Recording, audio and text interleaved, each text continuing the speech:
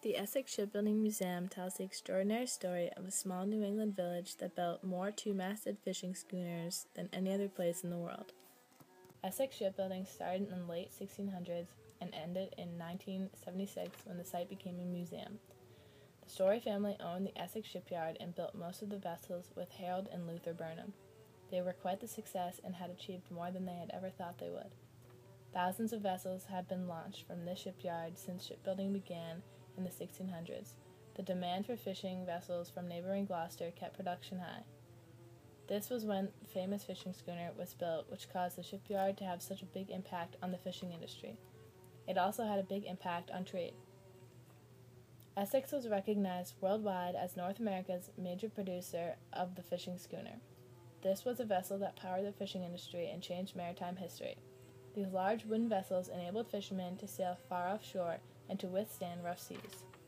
Also during the American Revolution, the British nearly destroyed the New England fishing fleet since the capital was lacking to build replacement schooners. A low-cost, quickly built vessel was needed. Harold Burnham built the first tobacco boat that saved them in future situations when they ran into the same problem. The beginning of the 20th century saw the first Essex-built fishing vessels fitted with engines. These early attempts to motorize the fishing fleet were only intended to assist the primary means of the sails.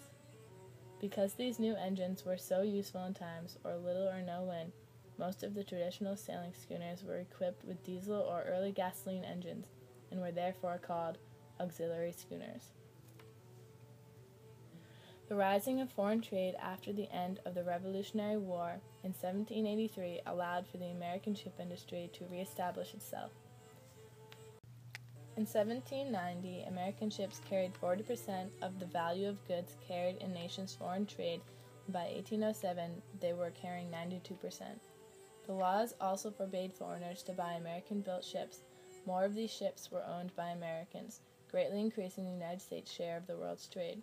Designing, building, and repairing their own ships really set America up for success in the trade industry.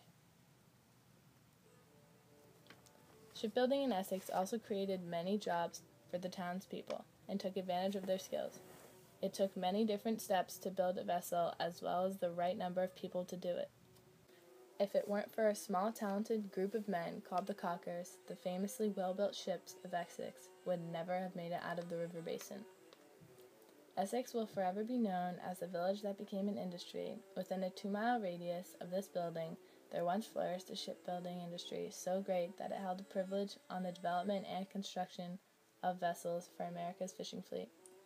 For 300 years, that industry so dominated Essex that it touched the lives of every one of its citizens and transformed the whole town into one large shipbuilding factory. History is still alive here, and this shipyard continues to design, build, and repair vessels today.